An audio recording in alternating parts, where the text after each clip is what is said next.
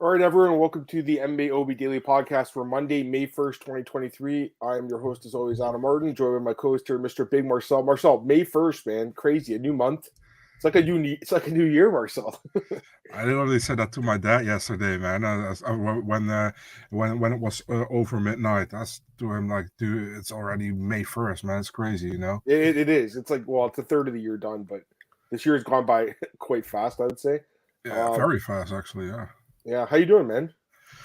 Yeah, man, doing well. I mean, it was a lot of combat sports this weekend, right? We had first. I started with watching Glory. Normally, not really into that, but there were some fun fights, so I was watching it.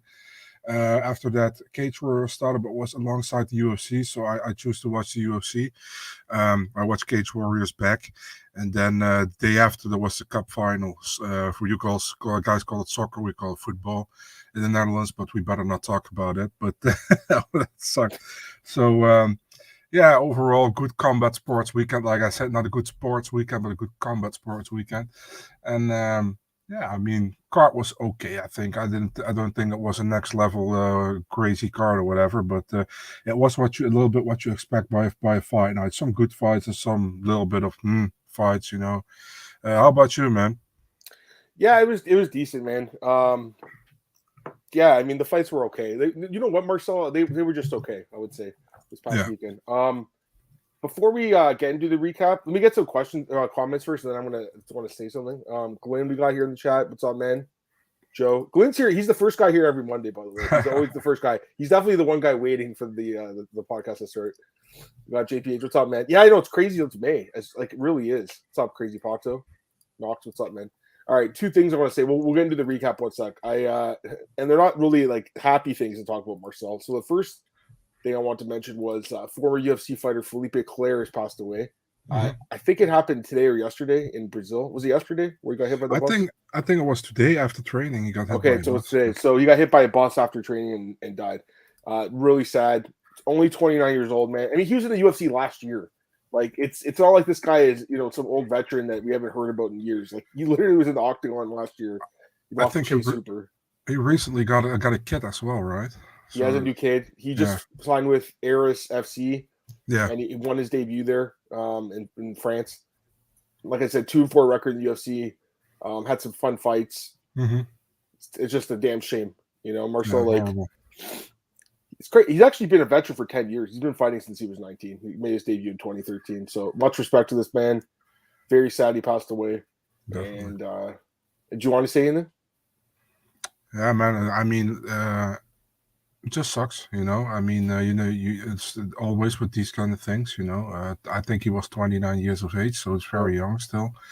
And yeah, it's even listen, man. I'm like, it's even worse when you just got a kid, you know, and you have a young family, and that kid has to go without his father forever, you know, and yeah. that's horrible, you know. Um, yeah, what can you say? Pretty much everything you say is too much, in my opinion. It just sucks, you know. Yeah, it sucks. It's terrible. I mean, it's sad. It's awful. And unfortunately, another passing. Actually, this time or so, not a fighter, but uh, one of our listeners, Jim, who listens to our podcast a lot. His wife passed away.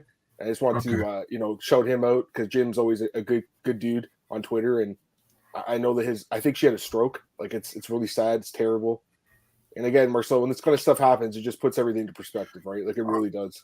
I didn't know that, man, and of course also Yeah, Jim. My condolences, of course, man. I mean, always been, always been a nice guy and also very supportive of what we doing. So, yeah. I mean, of course, whatever. If you need any help or whatever, reach out. You know, Friend of the podcast, yeah, absolutely. So I mean, I doubt he'll be jumping in today in the chat, but he does yeah, often. So if he sees us great eventually, guy. Jim, I'm really sorry to hear that, man. Anyways, all right, Marcel, let's get into the recap, guys. By the way, there's one comment here. I'll take the question quickly. What do you guys know about Rampage Jackson's new MMA Fight League, which is the first one of healthcare fighters? I don't know a lot about it. Have you heard about this? No, this is the first time I'm hearing about it actually. So no. Yeah, Pato, I don't know anything about it. If you want to send a link or something, I could read about it. I think I might have heard of it, but I'm not 100% sure. Um, anyways, I think we should get into the recap, Marcel, Yeah.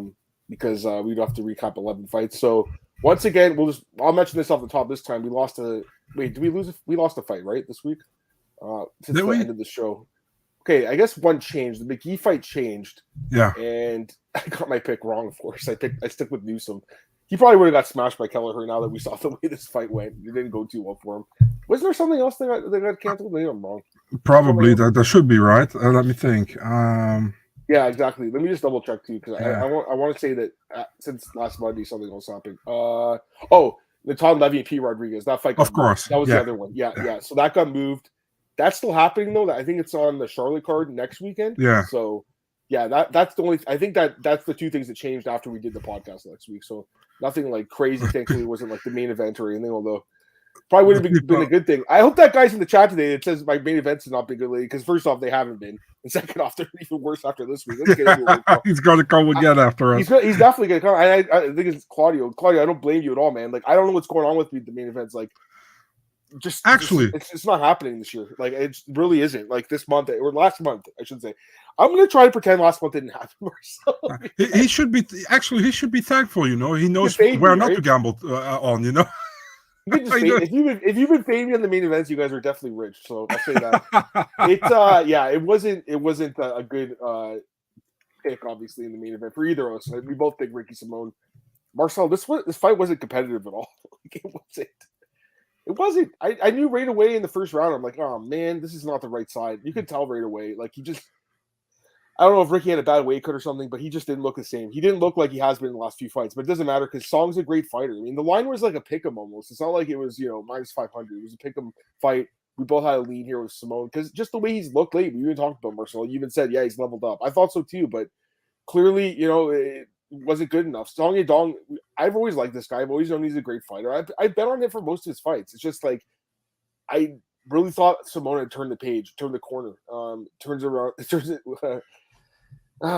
it was the other way around, Marcel, because once again gets knocked out. Go ahead. The real question is, did Simone not level up, or did Song Yadong level up? You know what I mean? I always think he's a good fighter. He's only 25, right? Like, yeah, it's not like we were. I don't think we were like really overlooking him because I was never convinced. Yeah, I honestly was never. And that's because of the Vera fight where he got by, the Stamen fight where he got the draw. Maybe it was the Kyler Phillips fight. That's the one I was looking at. Yeah, he got taken down in that fight, but it was 2 years ago. Like, hey, he's 25, Marcel. Remember, you were a young strapping lad. Like you could. I never was. But the point is, like, you can improve quickly at a young age, right? Like he's not 35. Of course. So I guess that part we were overlooking. But honestly, man, I could, if you want to make the argument that he's going to win like a close decision, I could see it. But like, if you're going to say he's going to dominate all 5 rounds and then knock him out in the 5th, like I would have been like, no, wait, that's not how the fight's going to go. And it did. So, I mean, it's crazy, right? Again, Marcel, I'm not sitting here trying to get these main events wrong. It's just like, got another one wrong though. I think next week will be okay because it's minus 500 favorite. You never know. Like lately, might as well pick Rosenstrike if I pick Almeida in next week's card. But yeah, I don't know, man. I mean, listen, I don't want to take away from Song Yadong. He looked great. I just think Simone looked really off too. I don't know. What do you think? I think that Song Yadong just looked really good, man. His takedown defense was perfect, and man, he was outstriking Simone everywhere, and he knocked him down twice. I think in the second and in the 4th round. The 5th round, he knocked him down again. I still think that referee was a little quick, but doesn't matter. It was a good stoppage because that was already been the end. Simone wasn't going to win that fight anyways. There was no way anymore. He was out of it. I mean, what can you say about Song, man? I really have to give him props. I've always been on the fence with Song Yadong, and that's, like I said, that's because of those close decisions where I thought he didn't win. And against Sandhagen, I think a friend of mine said already, like, he looked actually not that bad in that fight, And he looked good in that fight. Yeah, exactly. So, yeah, I mean, well done by him. He defended his spot. He was number 8. Simone was number 10. And I think he deserves to step up, man. And I would love. He called out, I think, Sean O'Malley and Marlon Vera. I would love to see him against Piotr Jan. And that's also because of the backstory with Piotr Jan being the last guy to defeat Uriah Faber, which is the coach of Song, which has a fun storyline, I think. I don't mind the Vera rematch. I think it's actually cool that he called him out again, because officially he has a win over him, but he was like, people were not okay with that decision. I don't think he won that fight. Yeah. No, I agree. And he's not going to get the Sean O'Malley fight, let's be honest. No, he's not going to get it. It's not because UFC's afraid of them matching up. It's just that Sean's getting the next title shot after this weekend. Why would Sean take another fight right now? He's literally has to wait 5 days? And he gets another title shot. He doesn't have to. Got a couple comments here, guys. Let's see. Daniel, to be fair, not many picked Song. I did, but I kind of fell on the island. I mean, there were some people picking him for sure. The line was close, but unfortunately it wasn't me. What's up, man? Bizarre. Gold ball, roughly emphasis. In reality, stats are 1-1. He says, ask Nicky as my bet card. Okay, well, I'll ask Nick. I believe you, though, man. I genuinely believe Song will be champ one day. He's quite good. There's no doubt. As Simone hit his ceiling, it's possible. I mean, that's the other thing. Like, he's been in the game for a while now. Like, I think almost 10 years, right? And he is 30. So it's not like super old by any means. It's not.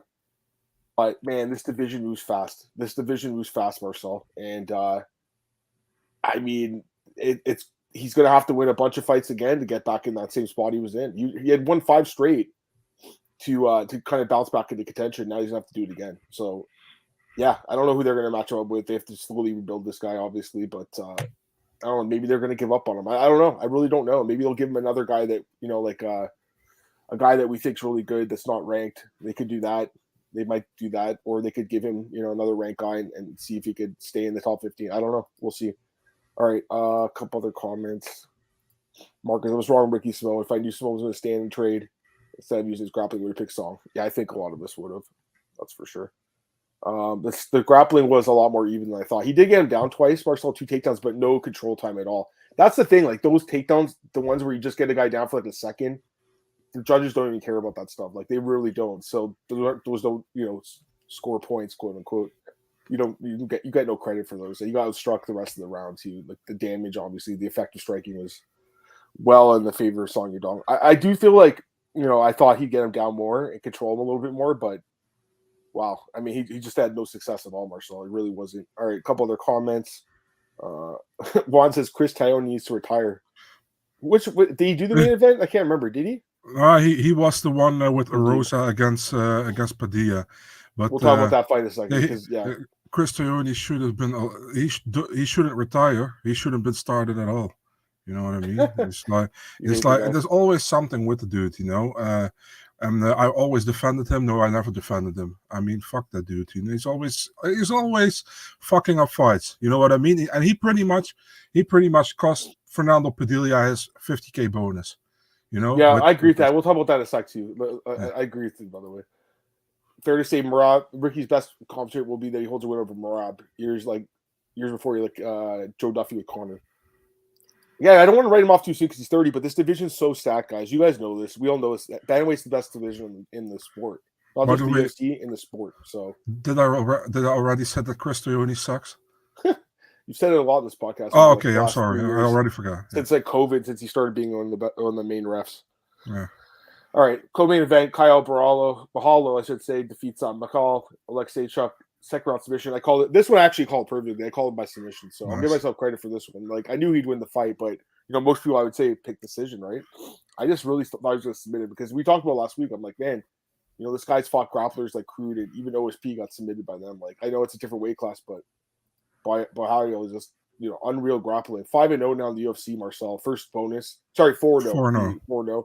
If you count the fights on Contender, 6-0, because Aaron Jeffrey's a good win. Yeah, definitely that is. That's a solid. That's like a UFC quality win. Although he did get pretty smoked pretty bad by John Salter, but yeah. Either way, the guy's good. He's really good. This was big because I think Marcel with him, like the UFC was kind of not sold on him yet because he kept decisioning guys. Now he submits a guy. That's when you can start really talking shit and really calling out some big names. I fully expect him to get a top 15 opponent. I think someone asked him if he wanted to fight Andre Muniz, which would be obviously a good fight between 2 grapplers, but he was like, man, I don't want to fight any Brazilian guys. I think that's what he said. So there's so many other guys he can fight, but that is a fight that makes sense. That's a great fight, dude. It makes so much sense. I don't know. Like, I'm pretty sure he said that. I'm pretty sure at the post. That was my first choice as well. So yeah. That's the fight, I think. Unless they're going to do him against Brendan Allen. But Allen, I think, deserves someone even more. Because I think at this point, Marcel, he deserves a top 15, wouldn't you say? Oh, yeah, definitely. I feel like... Yeah, I mean, Andre Muniz is the perfect matchup for him. You know what I mean? Andre fight. Muniz comes off that loss against Brandon Allen. Yeah. So he shouldn't fight somebody above him in the ranking. And Caio got that win, you know, and he's close to the ranking. So I think this is a perfect matchup. If I was Caio, I wouldn't turn that down, dude. I think Kyle wins that fight. So Yeah, if they can take that well. do it. The other thing was Paul Craig dropped divisions, Marcel. You saw that?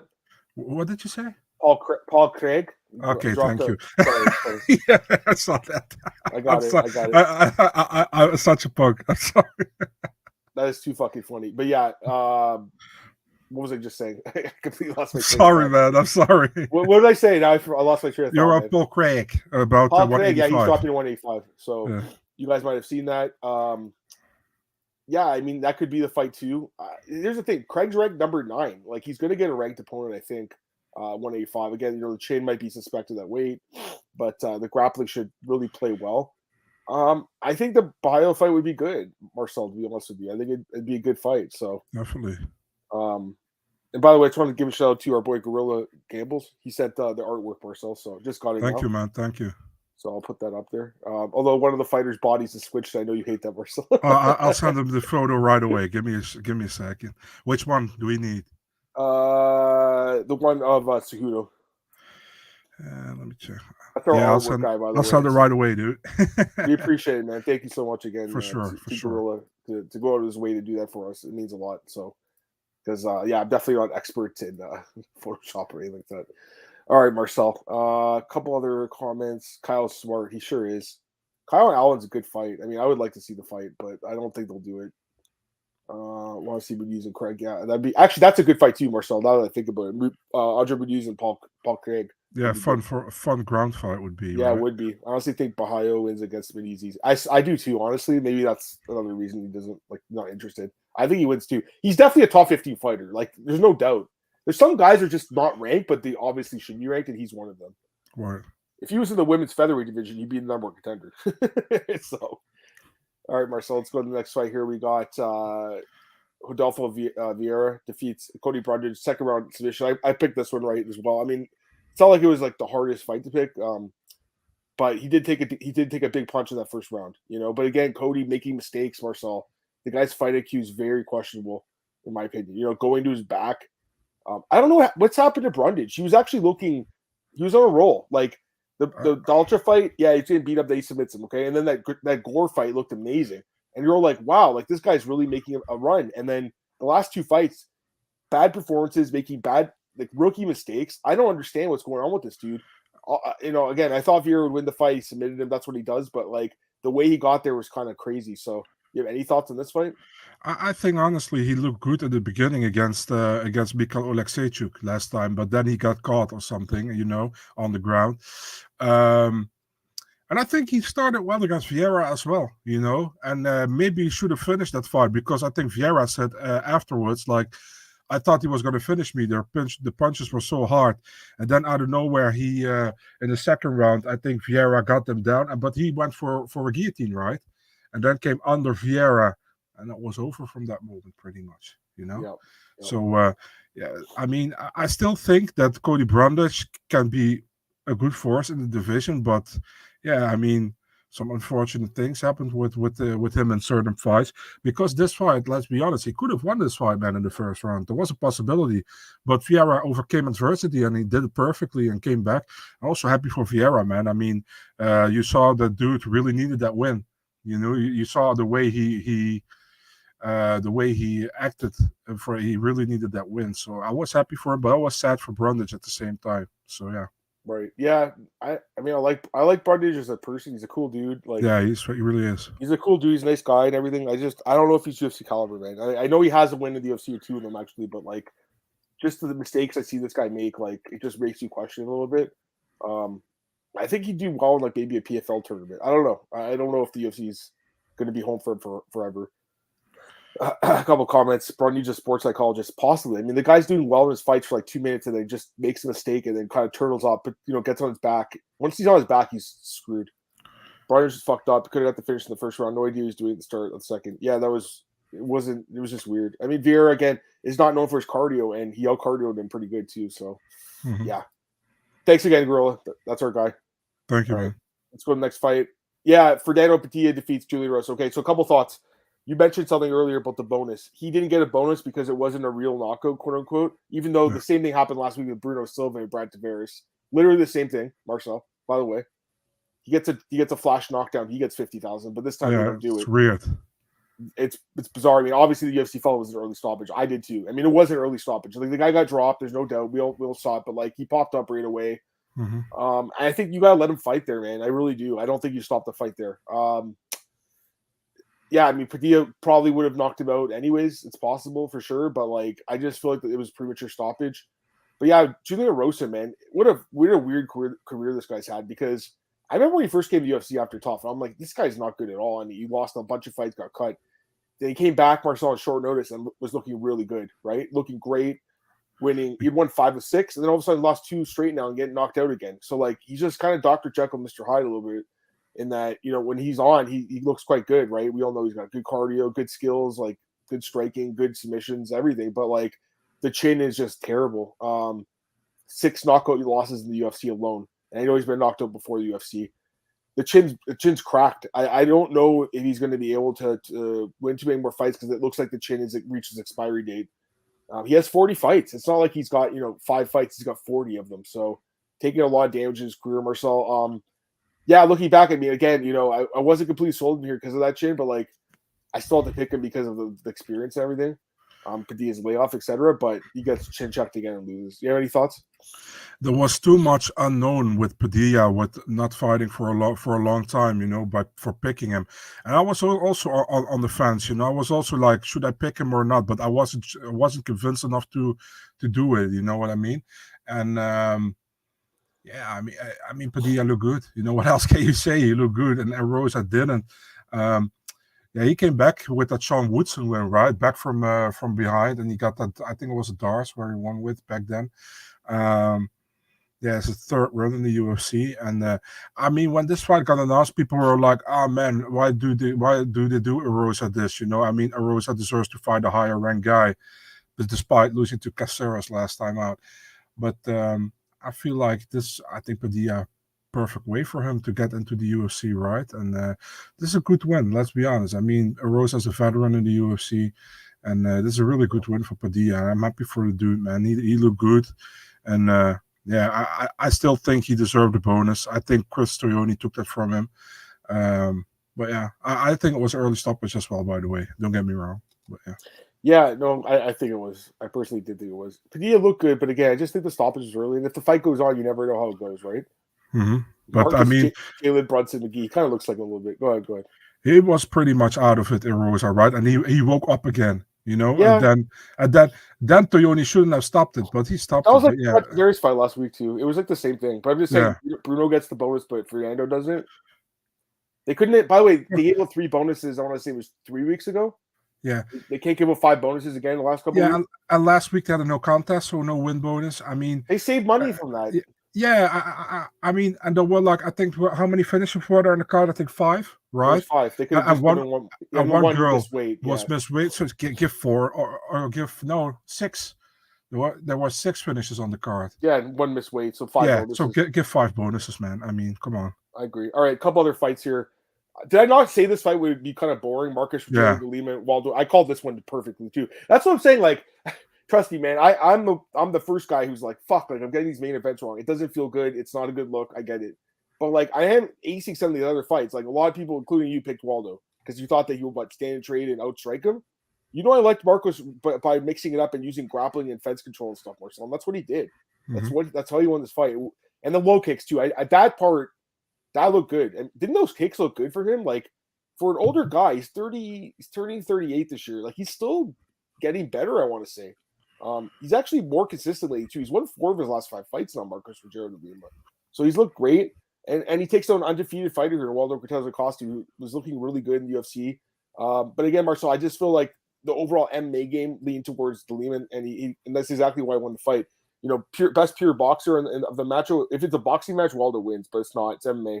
So, wasn't exciting by any means, but he gets the job done. Any thoughts? Man, a typical heavyweight fight that shouldn't be on the main card. Neither of them should have been, by the way. Neither of that. No.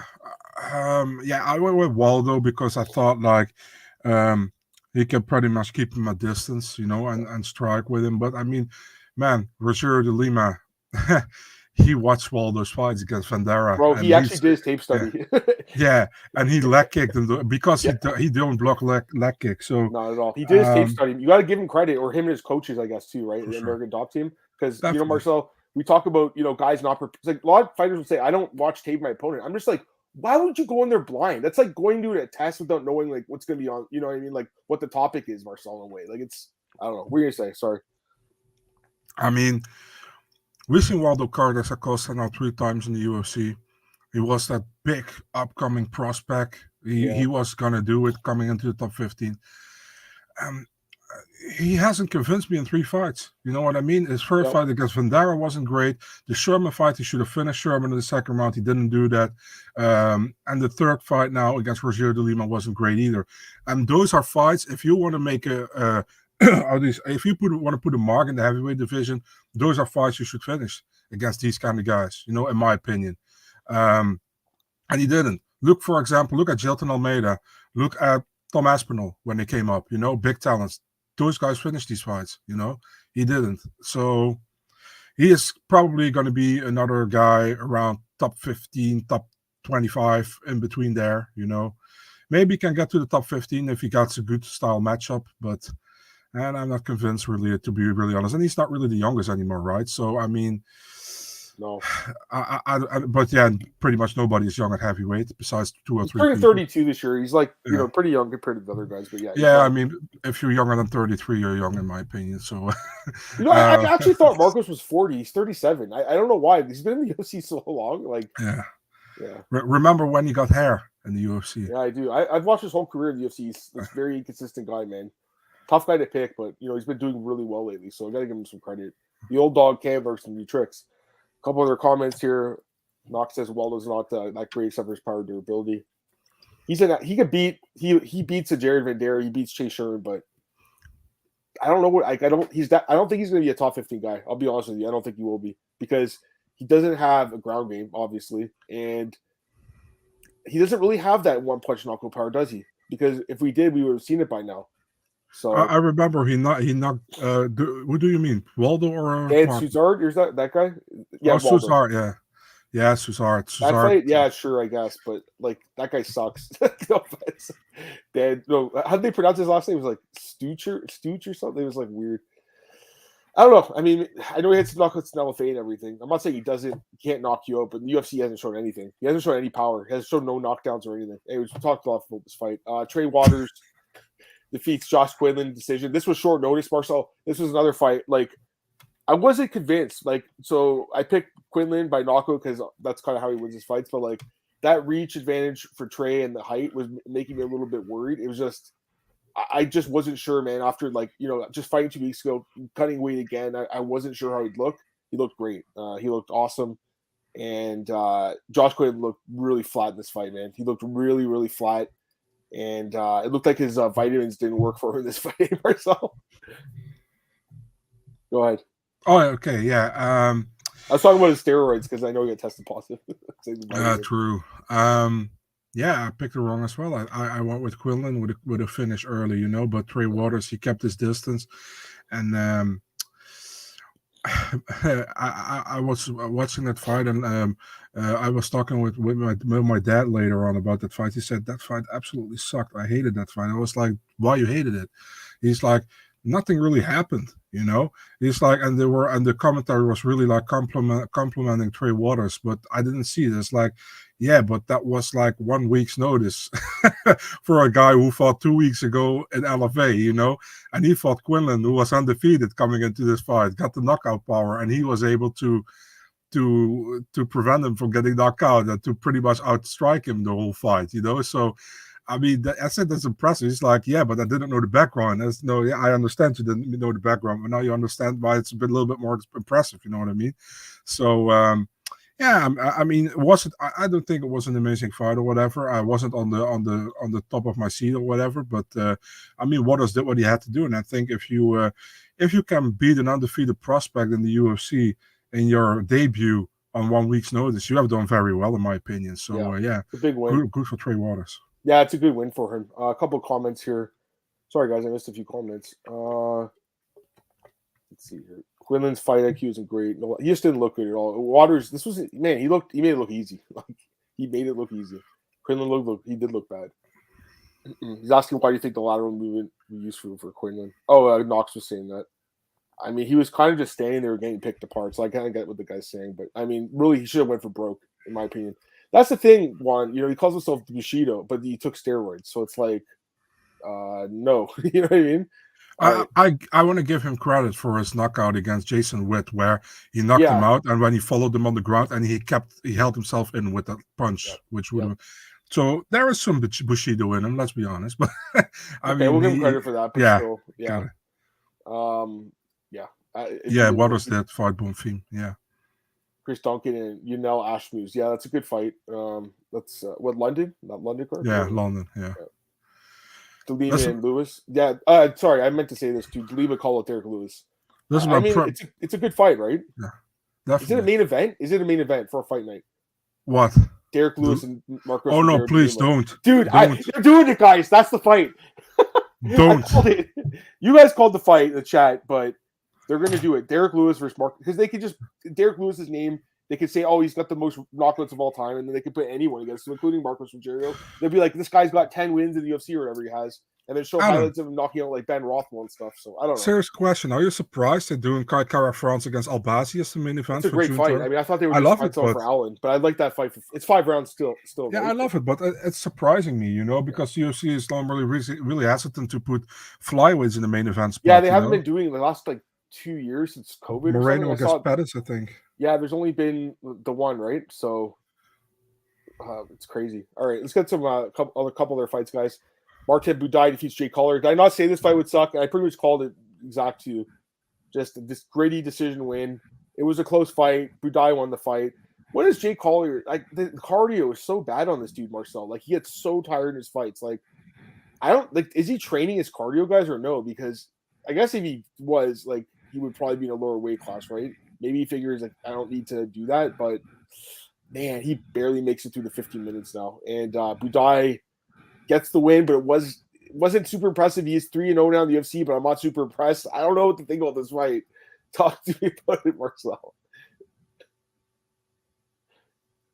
You there?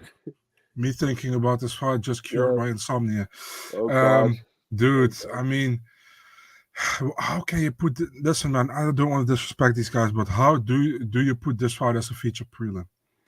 I mean, this was like first round for Budai, second round for Collier, third round for Budai, and this is another, like, we had 2 of these fights, dude, on the card, 2 for these unranked heavyweights, where I'm like, and thank God the better of the 2 fights was on the main card, but still, it's, I don't know, man, what to think. And for Collier, man, I mean, the dude was pretty good at middleweight, I remember, and then he went to heavyweight, and actually he looked good against Chase Sherman. He submitted him, I think, in January last year.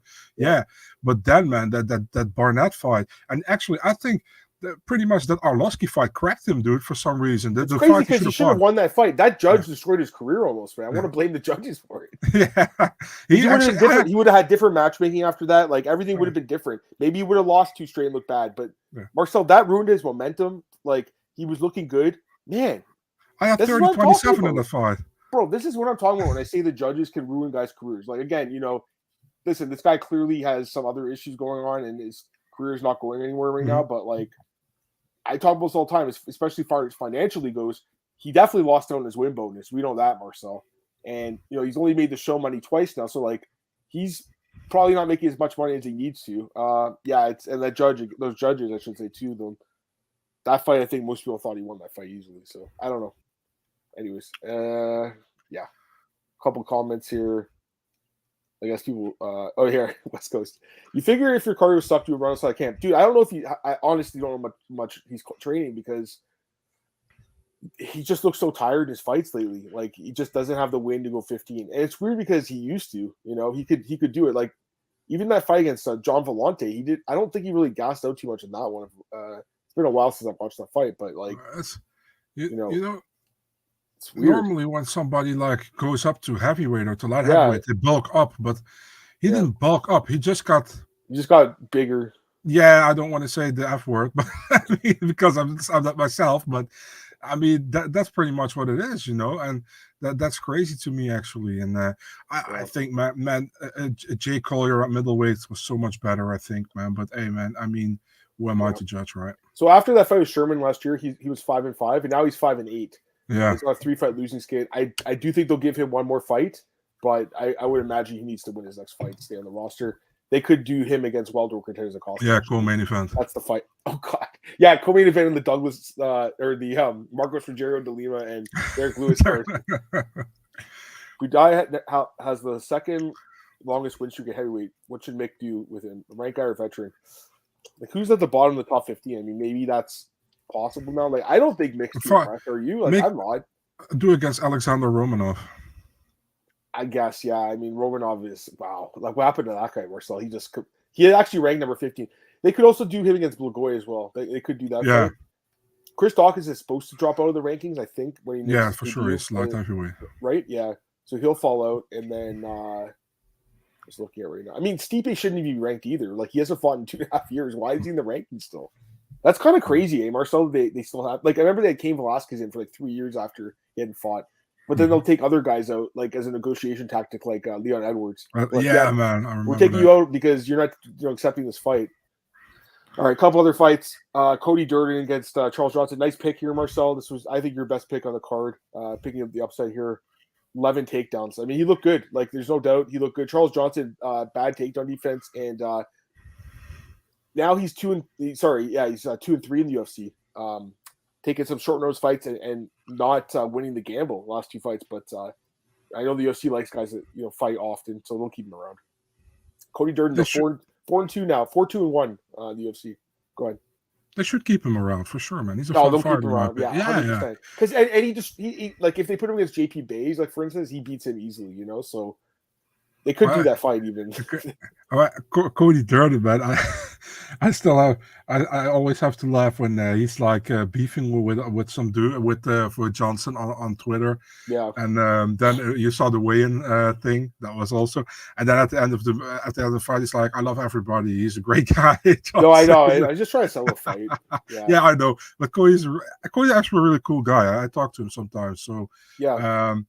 He's. I mean, his wrestling was just way better than Johnson's, and that was pretty much it, He fought a smart fight, and Johnson didn't know actually what to do. I think Johnson probably, listen, man, Durden didn't either do bad at the stand-up, but he could mix it more in than Johnson. Johnson was really looking like for standing up, and the ground wasn't there for him. And then he had that Chael Sonnen quote at the end of the interview. Cody Durden, he's like, I fight like John Jones and like Sean Combs. I don't know what he actually said anymore, but Chael Sonnen said that once in the octagon, I think. So yeah. Couple comments. Juan says he did better than Mikhail did. That's true, actually. Mikhail kind of struggled a little bit more in that fight. Mikhail was great though, and he destroyed Durden when they fought, right? Although it was a quick fight. Marcus McGee gets sorry, Marcel, I forgot this fight. My bad. Irina Alekseeva, submission win, UFC debut over Stephanie Egger, knee bar, misses weight, 140 pounds. All right, so here's my thoughts about again, I told you guys last week, I'm like, this is a total wild card, and like, Egger at minus 300 is like really dangerous. I hope people stay like that was a landmine, I could see coming. It's not like I did amazing with my picks, man. I'm saying this one I could see coming at least because this girl we didn't know much about her, Marcel. Exactly. And again, she goes in there and gets a nasty knee bar. Clearly has a good ground game, especially with the submissions. The weight miss is bad. I mean, to me, she took no accountability afterwards. Like I listened to her post fight and like, she just said like, there were some issues like with like the rehydrating process or something. It didn't really even make sense. Like it wasn't even really making sense.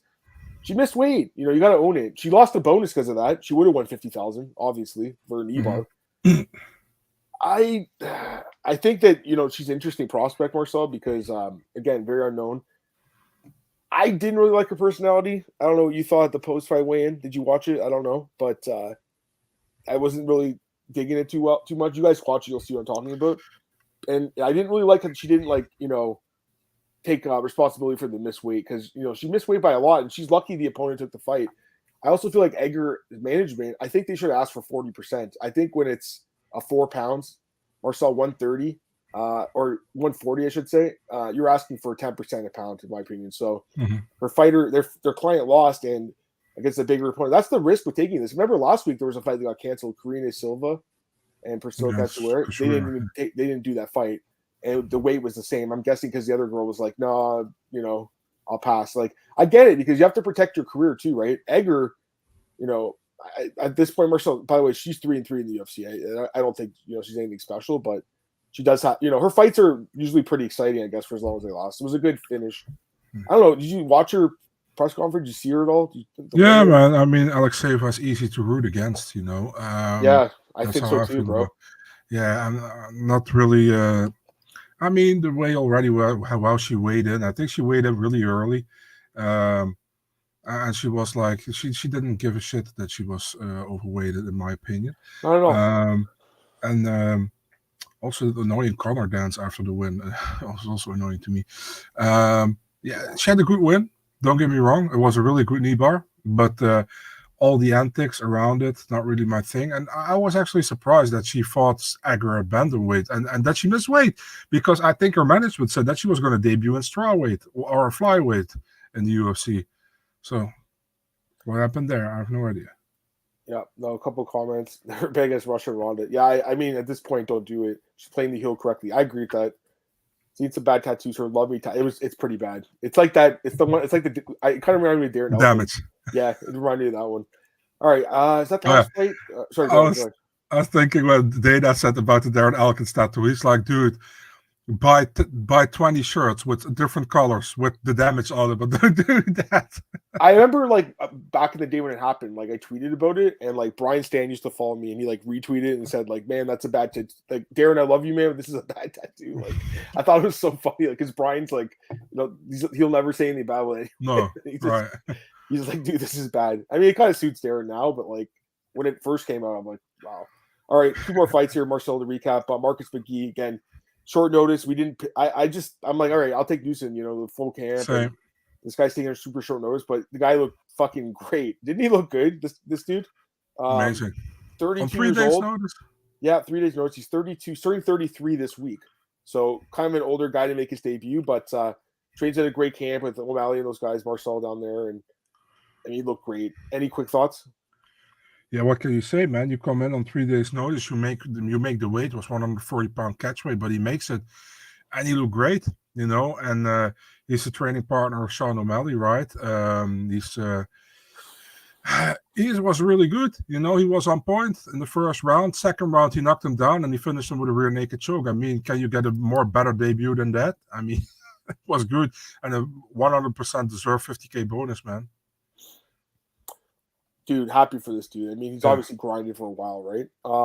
He's only been a pro for a few years, but I was looking at his record. He was an amateur dating back to like 10 years ago, fighting for like Rage in the Cage. So like the guy's got a lot of experience, despite only a small pro record. He has a lot of amateur experience.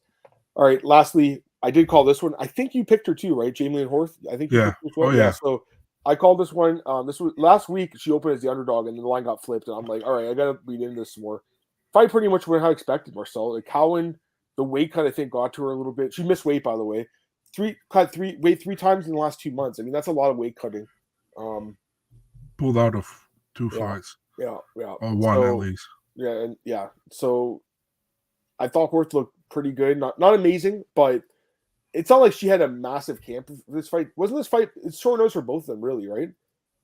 I think. Did Horth have another opponent lined up? I don't think so, right? No, Horth definitely not. Maybe Cowan. No, I don't think so. Horth took it on short notice too, in a way. No, she'll do better in the next fight. Actually, Cowan was supposed to fight Tamiris Vidal, right? Yeah, and when that fight got cancelled, immediately they booked her against Horth. Yeah. Like a day later. Yeah. So, yeah. Okay. Horth. Oh, okay. Yeah. Sorry. I was kind of.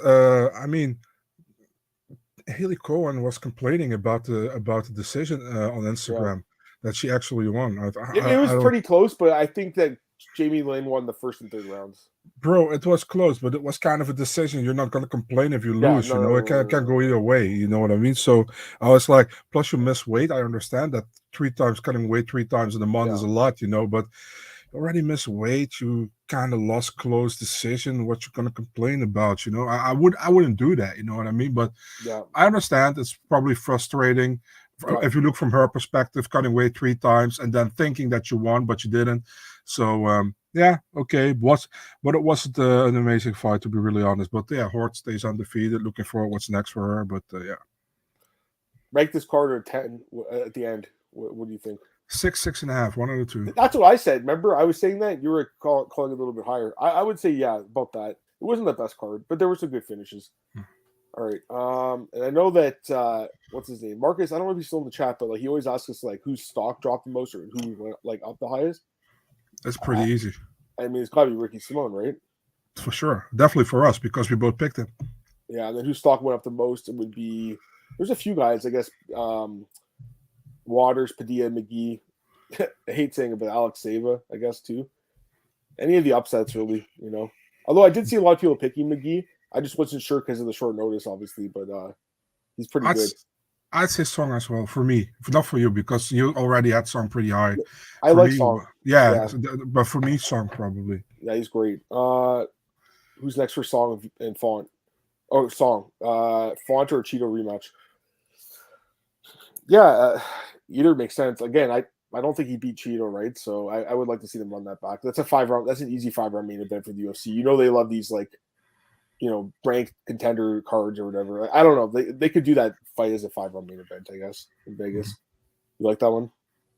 Yeah, why not? I think it's a very good fight. But there are so many options for Song pretty much still in that. He still hasn't fought with other guys, which is crazy, right? Because he's been around for a while now. You just have so much experience for a young fighter, man. It's impressive.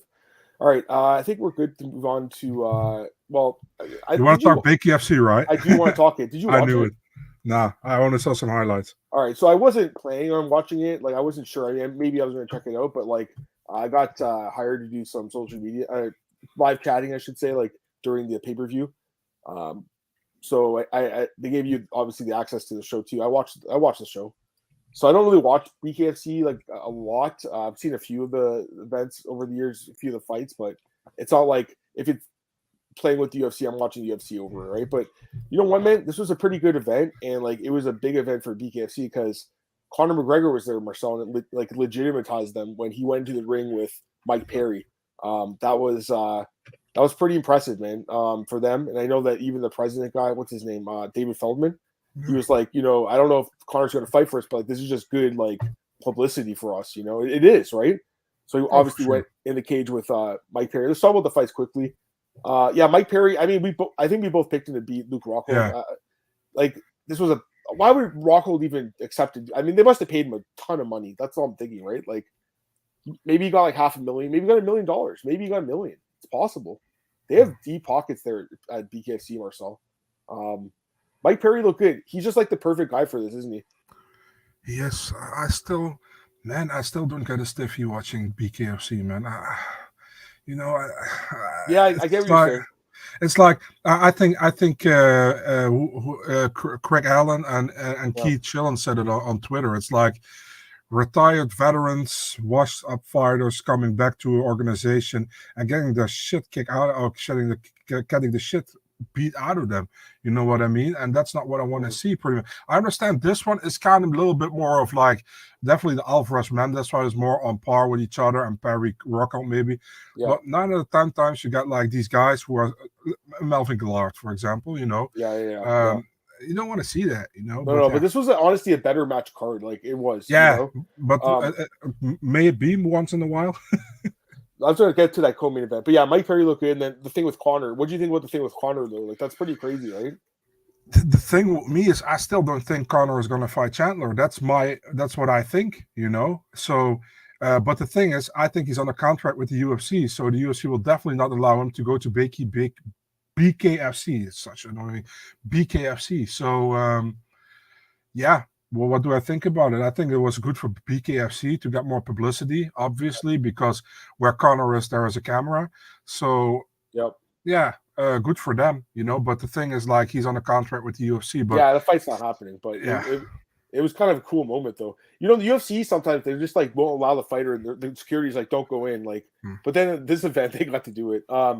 It's just a good like picture, like All right, sure. you mentioned Eddie Alvarez, man, great fight. Did you get a chance to watch this fight? If not, Marcel, I definitely recommend watching this one. It was a great fight. What do you expect? Anything less? I mean, these guys are both absolute warriors. Love them both. Obviously, I know Chad's had the issues with PDs and everything, but like, man, he's been a fun fighter to watch over the years. And then Alvarez, obviously, just a legend. You knew he wouldn't retire without doing the bare knuckle thing, Marcel. Like, there was just no way. Yeah. And he, it was a good fight. It was a close fight. Talking to a few guys in the Discord chat, Marcel, they were saying Mendez. I thought maybe he edged it out, but like it was so close that I don't have a problem with the scorecards for Alvarez. There was 2 knockdowns apiece in this fight. It was a good fight. There was 4 knockdowns, guys. It was a really good fight.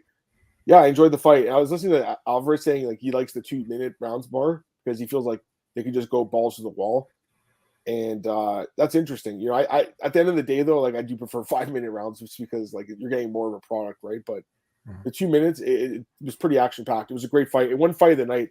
I don't know what their bonus is. If anyone knows, put in the chat. I don't know if because they gave up fight of the night and knockout of the night, Marcel, but I don't know how much they pay for it. What's up, bro? He says bet out Eddie at plus 165. Yeah, it could have been a draw too. Apparently, it goes to a 6th round if it's a draw, Marcel. So that'd be cool if they did that in MMA too, eh? Like imagine they went to like a 6th round for like Blachowicz and Ankalaev or something. Imagine they did that. Yeah, that would be great. Yeah. I think it's better, right? Like I don't want to see draws. Yeah, they should go to a sudden death round for draws. All right, he's saying like the card. Yeah, Ben Rothwell. Yeah, okay. So Ben Rothwell won Marcel against Josh Copeland, and he called out Alan Belcher, who's the champion. Alan Belcher. I'm like, wow. Yeah, I don't really watch it that much. I knew he was there with them. He's the heavyweight champion. 300 pounds. It's 285. They're going to raise the heavyweight limit. This was 300 pounds. Yeah. But they're doing the heavyweight division at 285. Ben's having a problem making 265. He's a huge guy, right? So, 300 pounds, finally a weight class I can fight in. Yeah, you know what? Ben looked good. He's perfect for this too. Him and Mike Perry it's good that they have an alternative. I missed this fight, by the way. This girl Christine Faria, man, she's doing so well in BKFC and MMA wasn't great. Can you click on her? I think she beat Rachel Ostovich, man, her debut in MMA. You see, she's 1-2. Yeah, I know, and then she lost to Van Soest, and it looks BKFC doing really well, so good for her. And then so you got caught. It was a doctor stoppage. I think it was stopped early because it's a women's fight. That's what I honestly think. I think that's exactly what happened. I don't think the cut was that bad. I think she wanted to keep fighting. The commentators were surprised. I was surprised. What are you going to say? I'm hearing somebody during that fight, somebody in the crowd was yelling, Doctor stoppage, but I don't know who it was. But apparently a very well-known guy in MMA. But yeah, that was a joke, Adam. You can laugh about it. I mean, come on. I didn't know it was a joke. I didn't know it was a joke. Conor McGregor, Doctor stoppage. Oh, my bad. Sorry. Yeah. No, I actually thought someone was saying it. I was like, I don't know why they stopped this fight. Like, it should have continued. Anyways, they might do a rematch. He said, oh, yeah, I was going to say, Chris Camozzi looked awesome, too. He destroyed Dan Spawn, who's a former UFC fighter as well. Both guys, obviously, from the UFC. Chris Camozzi, a lot of fights. Did you see this finish? He just beat the shit out of him. 3 knockdowns, finished him. Great performance by Chris Camozzi, man. I always liked him, man, but his ground game wasn't very good, right? I remember, yeah. His brother also fought in the UFC. Brian Camozzi, yeah. And then Brandon Gertz, former Bellator fighter, he looked really good, too. He got a quick knockout. This guy was saying, Mike Alvarado, that was another doctor stoppage in that fight, too. He's a well-known fighter. I didn't watch the other fights. Anyways, it was good. It was a good card. So, yeah, I don't know if I would have watched it, but I got to work it, so it was cool. All right, a couple comments here. Is Slim Trabelsi free to sign with Bellator? There's some issue with that. I think Cole Sheldon posted something about it. He's still under contract with UFC or something. I don't know. Or not UFC. What is it? Aris, maybe? Aris. Yeah. Connor's definitely still not in the UFC pool. Probably not. No, he looks huge still. Late to the party, you guys. Both late night prediction on Johnson during going distance. Yeah, that was a fight that I always thought would go the distance for sure. You guys think Francis would get that big money payday or regret turning down UFC offer? PFL is still there as an option for him. Obviously, today one championship announced they aren't going to make an offer. he's obviously very specific about what he wants. I think PFL probably ends up getting him because they'll let him do super fights. They'll let him do the tournament, and then he can also probably box. He'll probably get the ability to box. That's what he wants, right? He's better off at this point waiting around for a big boxing match, I think, because it's just gotten to that point. I mean, but I love watching him fight, man. Francis, it's sad that like people are shitting on him now because now he's on the UFC and everyone hates him all of a sudden. You know what I'm saying? Chatri probably told him like, you can come boxing and one championship, and he was like, "Well, I have to box there," you know. Yeah, no, I know for sure. Yeah, Felipe Claris, we actually started the podcast talking about that. Yeah, former UFC fighter passed away, hit by a bus after leaving the gym. So that's pretty terrible. Obviously, our condolences to him. I mean, the guy had a pretty, not a great run 2-4 in the UFC, but like I enjoy his fights, and Me too. I thought they honestly were going to give him one more, to be honest, but he probably would have made it back. He won his last fight in Aries, but we're not going to know now. So that's really sad. Very young guy, 29 years old. Terrible. A couple comments here. I feel like Mike Perry and Ben Rothwell were born to fight. Absolutely. Yeah. Ben Rothwell's perfect for this too. What are you going to say? Did you happen to watch the Glory kickboxing? No. What happened? It was some fun fights. There was a heavyweight tournament. That's what I'm saying. There's so many sports. It's hard to watch everything, Yeah. It was a heavyweight tournament, four-man tournament, where Tariq Cookie Osiro won the tournament, and he's fighting Plasibat now in June, I think, and he's also qualified for the 8-man tournament they're gonna do in December, which is really cool. It's kind of like K1 when they did it back in the day. They're gonna do an 8-man tournament in December with the heavyweights. Myrtle Grunard went back to kickboxing. He went to MMA for 2 or 3 years, and he fought for the title against Andy Semelier, who was the champion. And Semelier looked great. He won the fight. He knocked him down 2 or 3 times, I think, and he won with a decision. And another good win for Mohamed Amin is also a Dutch Moroccan. He defeated Michael Dutt in his debut in Glory. So there was some really fun fights on there, and a really weird referee, man. A girl, I think she's from Serbia. She gave an 8 count for a low blow. So and there was a scorecard 30-23. So yeah. Wow. Yeah, I know. I didn't get a chance to check it out, but I'm glad you recapped it, man. Because I know some guys like kickboxing here. A couple other comments quickly. We're gonna go to the other podcast, the preview. Carlos Felipe. I mean, is he still under suspension, or is his suspension over? He won. Split. He won. Oh, really? Yeah. Is he still suspended though? And for USADA, I think he is. Yeah. But they can still fight in Russia. Tyron Woodley, Mike Perry. I mean, they could do it. Yeah. UFC London, it's probably Tom Aspinall. That's what I think. Very likely Tom Aspinall against Marcin Tybura. I still don't like that fight. Me neither. I'd rather just do like Gone. Just do Gone. If he loses, whatever. I mean, they can still build him back. He's so young. I think they want to keep Gone for the September card in France. So that's what I think. They're going to do that once a year now in France? Yeah? Probably they're going to do that, yeah.